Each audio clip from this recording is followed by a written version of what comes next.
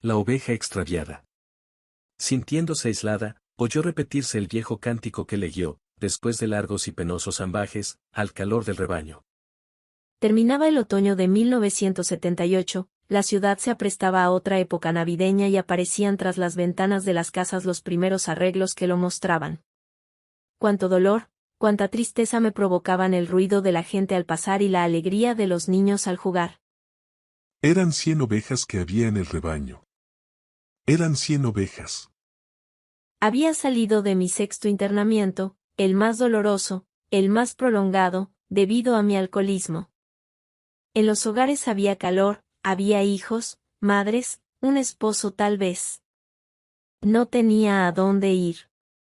La caridad de buenas personas me había permitido estar recluida en un hospital gratuito para alcohólicos, donde había conseguido dejar de beber, y en un sanatorio donde mi vitalidad se había restablecido. Estaba viva, y no tenía a dónde ir, ni qué comer, ni dónde dormir. Me detuve, alcé los ojos y murmuré, ya sabes Dios que no quiero vivir. Sabes que tengo hambre, que tengo frío. Pero en una tarde, al contarlas todas, le faltaba una y triste lloró. ¿Qué voy a hacer, Dios?, pregunté. Mi devoción religiosa me había fallado, yo había fallado a mi padre adoptivo, la medicina no me había servido, ni en nada había conseguido restablecerme. Las estrofas de un himno conocido se repetían en mi mente, era un cántico que en mis delirios escuchaba y que acompañaba tercamente mis vagos impulsos místicos. Las 99 dejó en el aprisco. Y por las montañas a buscarla fue. Creo que grité, tengo miedo. Quiero volver a tomar. La encontró llorando, temblando de frío. La tomó en sus brazos, curó sus heridas. Y al redil volvió. Estaba parada frente a un templo. Automáticamente entré. Los cánticos iban tras de mí. Me arrodillé y busqué a Dios.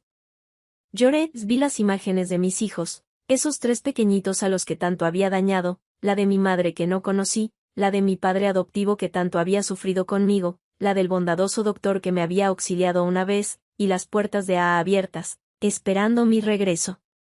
¿Valdría la pena un nuevo intento de regresar al redil? Nací en un pueblecito muy hermoso.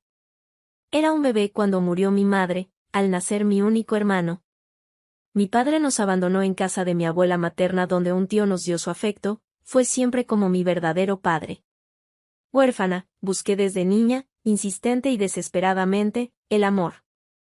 Al principio lo encontré en mi abuela que fue en ese tiempo la que más ternura me mostró, cuando murió sentí un total desamparo. Tenía solo 8 años y bebí por primera vez. Tomé pulque y, cuando mis tíos vieron que me comportaba rara llamaron al doctor. Estaba borracha. Pero a los 17 años fue cuando se inició mi carrera alcohólica, que rápidamente se agravó. A esa edad fui nombrada reina del club más aristocrático del rumbo. En esa fiesta de coronación se bailó y brindó, y yo bailé y brindé. Después bailé menos y brindé más. Al fin solo brindé, luego no sé qué pasó. Al día siguiente desperté con el vestido de fiesta puesto. No recordaba qué había pasado. Me dio miedo, no quería preguntar qué había hecho. La sirvienta al verme despierta se me acercó y me dijo, «Ay, señorita, todo lo que pasó ayer». Fingí recordar y le pedí un jugo. Cuando me lo trajo, me dijo, «Con esto no se va a componer, voy a ponerle un poco de lo que estuvo tomando». Al tomarlo paulatinamente me sentí mejor y le pedí que me preparara otro jugo, y le dije, «Cuéntame lo que pasó anoche». Escuché el ridículo y boberías que había hecho, pero el calorcito que invadía mi cuerpo por el jugo, era como un antídoto contra mi sentido de culpabilidad. A partir de ese día, beber se me hizo hábito, mediante el licor aligeraba mi disgusto interno, mi temor a no ser amada. Pensé que debía encontrar el amor, que un noviazgo formal llenaría el vacío de mi vida y la responsabilidad del matrimonio sería una solución. Busqué un novio, lo conseguí, me comporté como quería la gente que debía comportarse una señorita casadera y, anhelando la seguridad, la comprensión y el amor, me casé. Tenía 18 años. Qué sorpresa fue para mí el matrimonio. Nada de lo que había soñado se produjo y mi irresponsable manera de beber afloró. Salía con mi marido a frecuentes reuniones y visitas que aprovechaba para tomar más de la cuenta. Mi esposo se molestaba y yo me las ingeniaba para seguir bebiendo, por lo que nuestra relación se transformó en vida de perros y gatos. Y perdí mi primer bebé. Qué frustración y qué motivo para beber más. Me embaracé de nuevo e ilusionada. Pensé que el nacimiento de un hijo traería el amor a mi hogar, lo esperé con ansiedad. Nació, pero nuestro matrimonio continuaba desbarrancándose sin remedio. Volví a recurrir a la botella y desde entonces con escasos intervalos estuvo por muchos años junto a mí. Ni el nacimiento de nuestro segundo hijo ni el del tercero me detuvo ya. En ese tiempo tomaba vinos y licores, como brandies, ginebra, ron. Mi marido era propietario de un billar donde se permitía la ingestión de bebidas alcohólicas. Esto facilitaba mi suministro de alcohol. Tenía las llaves y con 100 artilugios me las ingeniaba para sustraer botellas. Mi tribulación empezó cuando me quitó las llaves y, una mañana, temblando por una gran necesidad de alcohol, me aventuré por las calles del pueblo hasta una cantina de suburbio y tomé aguardiente de ínfima calidad con los borrachos considerados ruines por la gente. Desde entonces ese aguardiente barato fue la bebida que más frecuentemente ingerí. Las reclamaciones, los gritos, las amenazas, volvían nuestra vida infernal. A pesar de todo yo no entendía. Mi marido llegaba a la casa y la encontraba en total desorden, los niños desatendidos y yo abotagada y sucia por el alcohol. No aguantó más y me dejó, reclamando la patria potestad de nuestros hijos. Lloré, supliqué, prometí no beber, lo intenté y no pude lograrlo. Sin embargo me dieron una última oportunidad, me dejaron a mis hijos y dejaba de tomar. No lo conseguí, iba con ellos por la calle y me quedé tirada en la acera. Cuando recapacité, huí a la capital a buscar a mi padre y, cuando lo encontré, me rechazó. Esto fue el golpe final a mi esfuerzo por vivir, a mi necesidad de comprensión y ayuda. Ya sin hijos volví a la casa de mi tío, que a partir de entonces traté como al padre que quería tener. Él me acogió sin reproches y me trató con bondad. ¿Qué me estaba pasando? Había tenido fe, había rezado, había jurado, y había vuelto a pecar. La gente del pueblo me veía como a la viciosa irremediable. Por entonces llegó un primo que, al ver mi estado, con mucho tiento me dijo que quizás un tratamiento psiquiátrico podría ayudarme. Me convenció y me fui con él a la capital. Estaba tan desvalida. Llegué sumamente agotada y, con mucho dolor, desesperanza y miedo, nos trasladamos al sanatorio donde el médico, del que me había hablado mi primo, prestaba sus servicios. Me aterroricé cuando vi un letrero, higiene mental. Estoy loca, pensé. La presencia del doctor me tranquilizó, era sumamente bondadoso y con mucha calma me atendió e introdujo a un local donde se celebraba una extraña reunión. Todos los presentes eran hombres y el médico me dijo que eran alcohólicos en recuperación. Mi miedo era enorme, pero el dolor por la separación de mis hijos me dio valor para quedarme.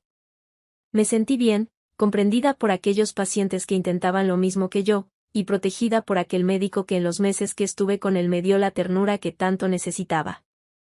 No bebí. Supe que era una enferma y no una viciosa o pecadora.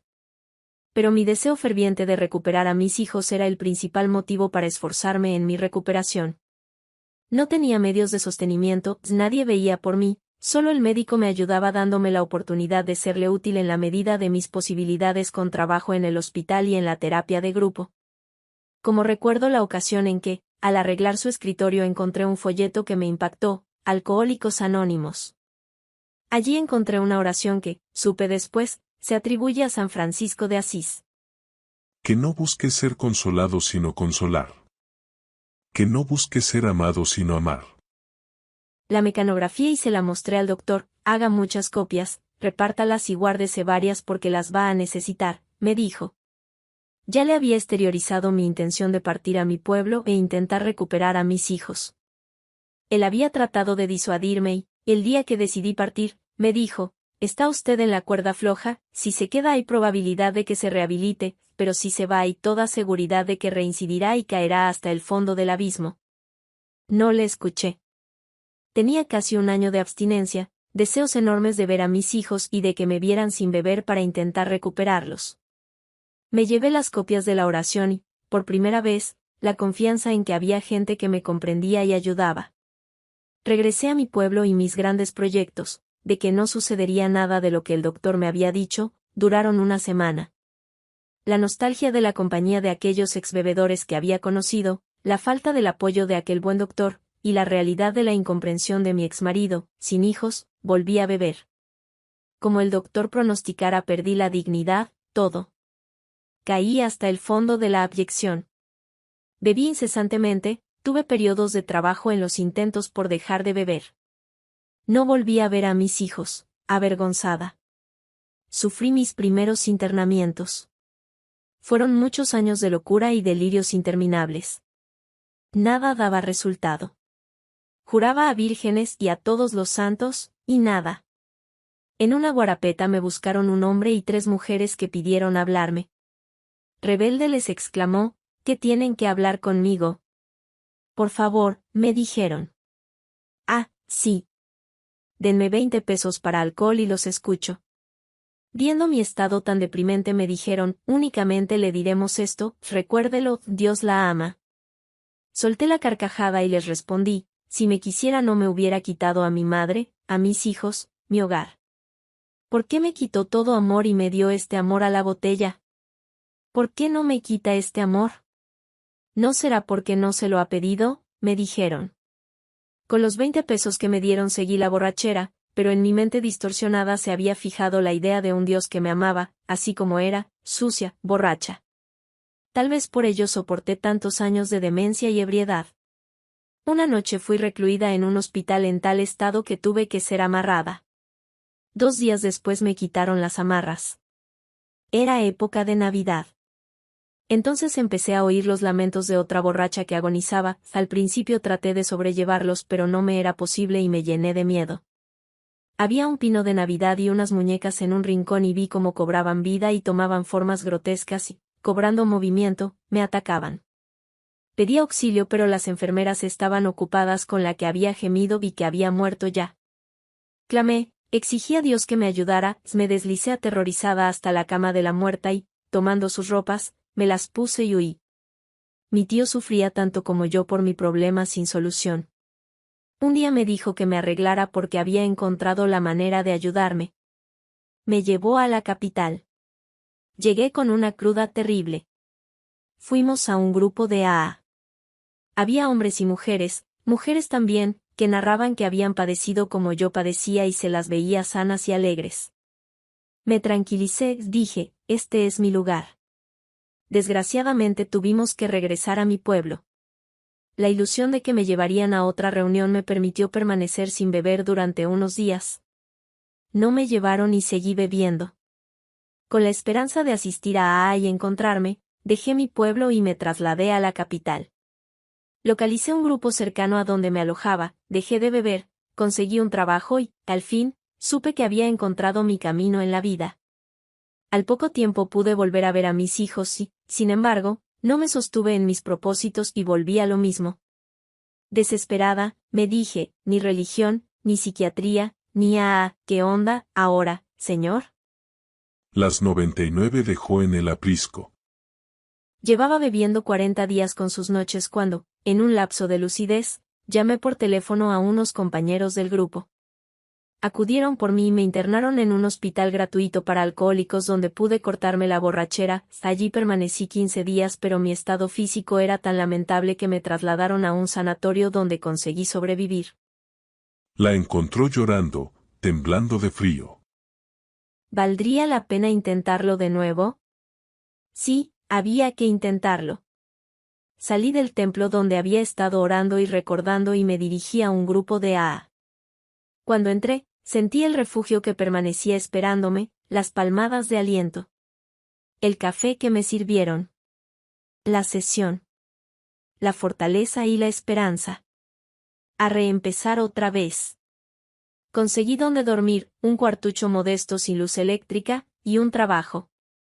Subsistí, pero en la soledad de la noche lloraba y me rebelaba, ¿por qué a mí, Señor? Envidiaba a las mujeres que tenían hogar, familia y dignidad. Y fue en una noche, en que la vela que iluminaba el cuartucho se extinguía, en que me volvió el terror a la noche, al abandono, a la soledad, a la vuelta de las alucinaciones, al delirio, a la demencia, tomé un libro con desesperación y un papel cayó de su interior. Que no busque ser comprendido sino comprender, que no busque ser amado sino amar, porque dando es como recibimos, perdonando es como tú nos perdonas. Era una de las viejas copias de la oración encontrada en uno de los folletos de AA. La vela se extinguió pero ya había luz en mi interior. Han pasado los años y mi vida ha cambiado. En el último invierno, al celebrar la Nochebuena, tuve el calor de mis hijos a mi lado, de mis nueras, de mis nietos, y el recuerdo y compañía espiritual de todos los que sufriendo como yo sufrí se han levantado a una nueva vida. Dentro de mi querida agrupación he aprendido a reír, a llorar, como fue en aquel día en que mi padre adoptivo, ese hombre que tanto me amó, se fue para siempre, pero viéndome renovada, luchando y feliz.